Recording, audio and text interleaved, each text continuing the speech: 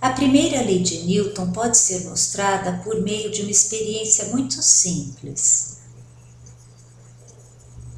A experiência do disco deslizante.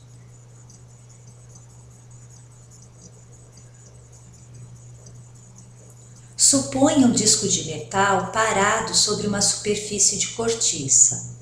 Nesta condição, as forças que atuam sobre o disco são a força que a superfície exerce no disco, representada pela seta vermelha, e a força que a Terra exerce no disco, representada pela seta azul.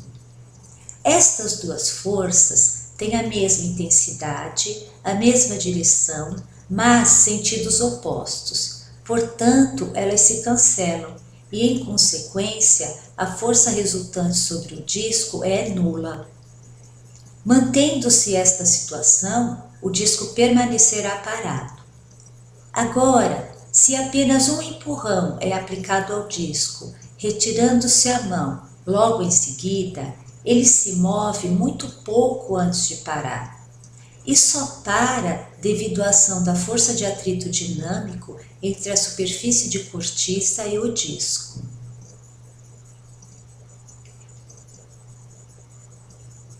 Analisando ainda a mesma experiência, mas agora com o disco sobre uma superfície de mármore.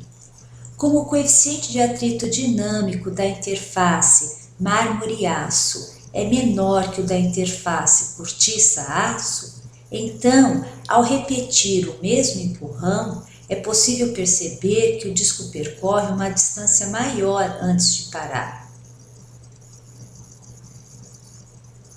Reduzindo ainda mais a força de atrito entre a superfície e o disco, ou seja, considerando uma superfície de gelo e repetindo o mesmo empurrão, observa-se que o disco percorre uma distância ainda maior.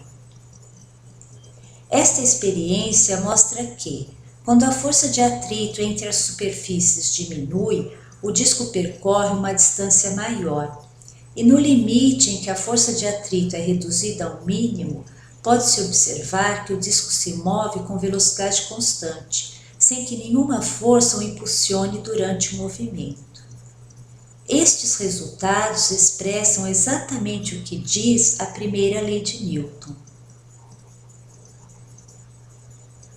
Todo corpo tende a permanecer parado se estiver parado e a permanecer em movimento retilíneo e uniforme se estiver em movimento. Só haverá modificação dessas situações se houver ação de forças que não sejam equilibradas por outras.